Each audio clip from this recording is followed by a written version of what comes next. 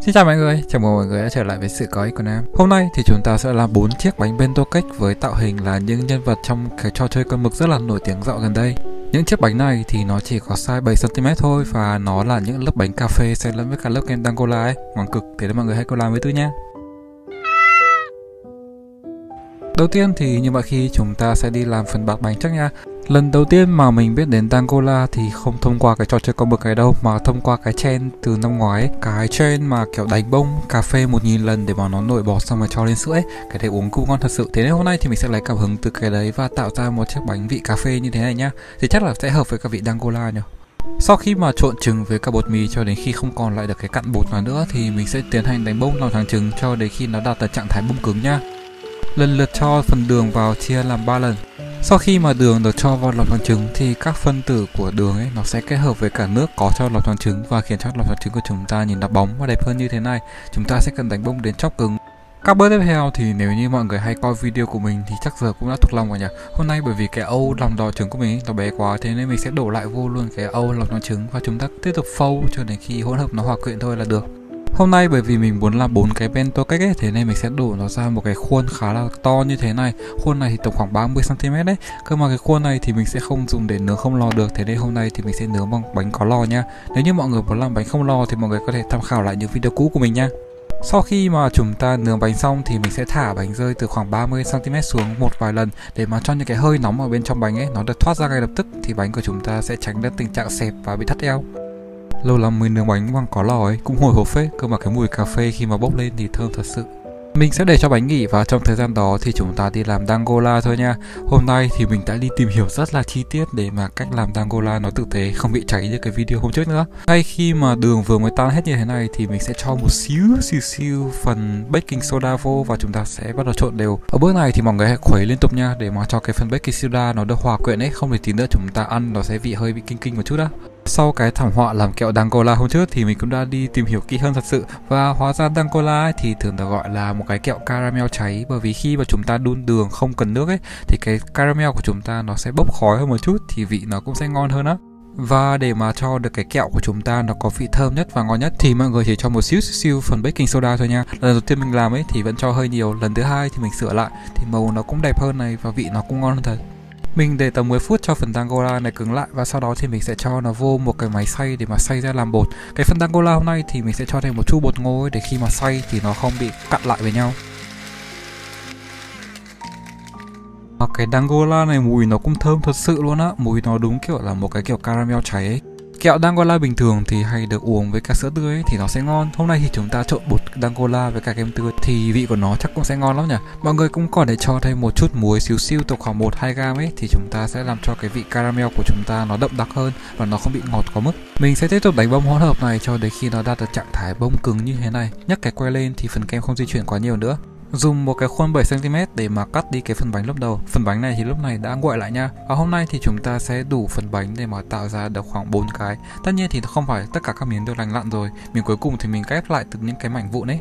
Phần vụn còn thừa thì mọi người có thể ăn cũng được, hoặc là có thể tận dụng để mà làm cái cake pop mà hôm trước mình vừa mới giới thiệu nha. Tiếp đến thì mình sẽ làm một lớp syrup từ phần nước trộn với cả bột Dangola, thì cái này nó sẽ tăng thêm cái vị Dangola cho cái bánh của chúng ta ấy. Bình thường khi mà chúng ta làm một cái sponge cake thì tiếng Anh về các bạn sponge như kiểu là một cái bọt biển ấy, chúng ta sẽ cho thêm một chút nước vô thì cái bánh của chúng ta nó sẽ mềm, ẩm và ngon hơn rất là nhiều luôn. Phần nước Dangola thì cũng không bị quá ngọt nữa, thế nên nó vừa tăng độ ẩm này mà cái bánh của chúng ta thì vẫn kiểu rất là healthy và Balenciaga. Cho tất cả phần bánh bento của ngày hôm nay thì bên trong thì mình sẽ phủ với cả một lớp kem Dangola và lớp bánh cà phê như thế này, và bên ngoài ấy, thì mình sẽ dùng một lớp kem topping cream để mà có thể trang trí bánh. Sau khi mà phủ kem kín mặt bánh thì mình sẽ để nó trong tủ đông 1 tiếng cho đến khi nó cứng lại. Lý do hôm nay mà mình sử dụng kem topping cream là bởi vì tí nữa khi mà chúng ta trang trí bánh ấy thì chúng ta sẽ phải trộn với rất là nhiều màu thực phẩm, và nếu như mà làm với cả kem tươi bình thường ấy thì nếu mà chúng ta trộn quá nhiều thì cái kiểu kem sẽ rất là dễ bị tách. Cơ mà với kem topping cream thì không sao cả, chúng ta càng trộn ấy thì kem nó sẽ càng kết cấu đẹp hơn. Cái ngược điểm về hương vị thì chúng ta cũng đã bù đắp nhờ vào chúng ta phủ hết tất cả phần bên trong bánh bằng cái kem Dangola rồi. Thế hương vị chủ yếu của cái bánh vẫn là kem Dangola thôi. Cái vị kem lợ lợ của kem topping cream thì cũng không bị kiểu lộ quá nhiều đâu. Cho chiếc bánh đầu tiên thì chúng ta sẽ là một nhân vật rất là điển hình trong trò chơi con mực, đó sẽ là những anh lính canh nhá. Hôm nay thì mình sẽ pha màu đỏ bằng cách cho rất là nhiều đỏ và cho thêm một chút màu nâu. Bình thường khi mà mọi người pha màu đỏ ấy thì màu đỏ cũng là một cái màu rất là rực rỡ rồi, thế nên chúng ta cũng không phải quá là khó khăn. Cơ mà để mà ra được cái màu đỏ như kiểu màu của anh lính ấy thì chúng ta sẽ phải làm cho nó trầm đi một chút, kiểu son nó hơi đất một chút ấy.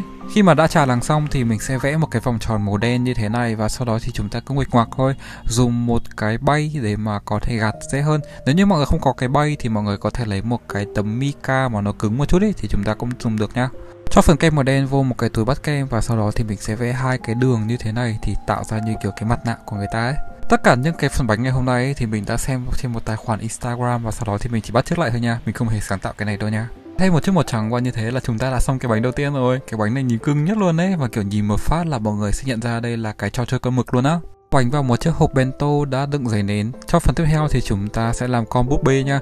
Để mà pha màu da cho con búp bê thì chúng ta sẽ dùng rất là nhiều màu nâu và cho thêm một chút vàng để mà cho giống người châu Á hơn một chút, không bị trắng quá mức. Trước khi mà mọi người bắt kem thì mọi người hãy lấy một cái tăm và sau đó thì vẽ phác thảo ra cái phần mà chúng ta chuẩn bị bắt kem ấy, thì tới nữa khi mà chúng ta làm thì nó sẽ dễ hơn, kiểu nó sẽ đỡ bị ứng chừng hơn đấy. Trong phiên bản gốc ấy thì con búp bê có không có lông mày cơ, mình đã quá tử tế khi mà vẽ lông mày cho nó ấy, và vẽ thêm một cái mái bằng và thêm một chút tóc nữa là xong rồi. Nào, rồi thì chúng ta cùng vẽ nào. Đầu tiên thì mình sẽ dùng một cái màu trắng để mà vẽ ra phần con mắt cho như thế này. Cho thêm một chút màu đen để mà tạo ra được một cái mí mắt cũng như là cái tròng mắt ở bên trong. Có phần mũi cũng như là phần lông mày thì mình sẽ dùng một cái màu trộn từ màu trắng với màu đen thì ra được một cái màu ghi. Nếu mà chúng ta dùng màu đen thì các kiểu chi tiết trên mặt ấy nó sẽ bị kiểu đậm đặc quá và nó sẽ hơi bị tối màu. Cuối cùng là dùng màu đen và bắt ra những cái sợi tóc, kiểu nhìn nó bắt ra từng sợi ấy, thì nhìn tóc nó sẽ chân thật hơn một chút. Thì cái bước này là bắt đầu không nhịn được cười luôn ấy, chả sao nhìn cái búp bê nó cứ buồn cười khủng khiếp luôn ấy. Hôm trước thì mình đem đi khoe bạn mình ấy, xong rồi còn bị nói là tị nở cơ, xấu tính dã man. Dùng màu ghi để mà tạo ra được những cái chi tiết nhỏ nhỏ như kiểu là cái dây buộc tóc hoặc là cái nơ ở trên, và cuối cùng thì mình trộn màu đỏ với các màu trắng ra được một cái má hồng để nhìn nó xinh hơn. Mình vẽ cái màu đen ở môi ấy để tạo ra cái viền ấy, xong cuối cùng nhìn như kiểu cái răng của các cụ ngày xưa. Chiếc bánh tiếp theo thì sẽ là một chiếc bánh rất là khỏe, bởi vì chúng ta sẽ dùng luôn cái màu kem trắng bình thường và sau đó thì mình sẽ vẽ bằng tăm ra được cái họa tiết của cái áo. Nói thật thì trong cả 4 cái bánh thì mình thấy cái bánh này chắc là xấu nhất đấy, xấu hơn cả cái bánh tị nở vừa rồi luôn, bởi vì mình ghét dùng màu xanh khủng khiếp ấy, không hiểu tại sao, mà chắc do mình ghét màu xanh ấy, thế nên mình pha màu xanh cực kỳ xấu luôn. Cũng như là cái góc quay khi mà làm cái bánh này ấy thì nó cứ bị phêu phêu ấy, mình cứ dùng kiểu mình dí đầu mình chặt quá vào cái máy ấy, thế cuối cùng chả quay được cả làm ấy luôn. Cũng may là cái bánh này thì cũng khá là dễ vẽ, thế nên mong là mọi người hãy vẽ đẹp hơn mình nha. Chiếc bánh cuối cùng thì là một chiếc bánh pha màu khó nhất luôn đấy, không hiểu tại sao ra được cái màu Dangola này khó đấy cơ. Cho đến bước này thì mình đã pha màu từ cái màu da người của con búp bê với cả thêm một chút đỏ và một chút vàng ra màu da cam ấy, thì may mắn là nó cũng ra được một cái màu gần giống như thế này. Và tất nhiên khi mà nhắc đến kẹo Dangola thì chúng ta sẽ nhắc đến cái viên kẹo với cả cái hình ô biểu tượng như thế này rồi, thế nên hôm nay thì chúng ta sẽ vẽ luôn một cái hình con ô như thế này và thêm một chiếc tăm ở bên cạnh để mà chúng ta cùng xỉa răng. Và tên như thế là chúng ta đã hoàn thành làm xong 4 chiếc bánh bento cake với ngoại hình là của trò chơi con mực rồi.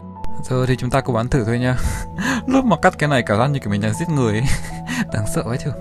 Về hương vị của cái bánh thì cũng ngon thực sự luôn ấy, kiểu cái hương Dangola ấy nó sẽ là một cái vị caramel cháy khi mà kết hợp với cả cái vị béo béo của kem tươi ấy, thì nó sẽ tạo ra được một cái kem kiểu siêu mát mà ăn vào thì nó không bị ngọt quá mức, cũng như là cái vị Dangola có thêm một chút mùi xíu xiu thôi, cơ mà nó sẽ tôn lên vị giác rất là nhiều luôn. Không biết mình ăn cái con búp bê này xong cuối cùng buổi tối nó có về nó ám mình không nữa. Cảm ơn mọi người vì đã xem tiếp đây. Nếu như mọi người thấy thích video này, hãy like, đăng ký cho kênh của mình và bình luận một cái gì đó bên dưới cho mình biết nha. Chúc mọi người sẽ thành công với món bánh này và hẹn gặp lại mọi người trong video tiếp theo.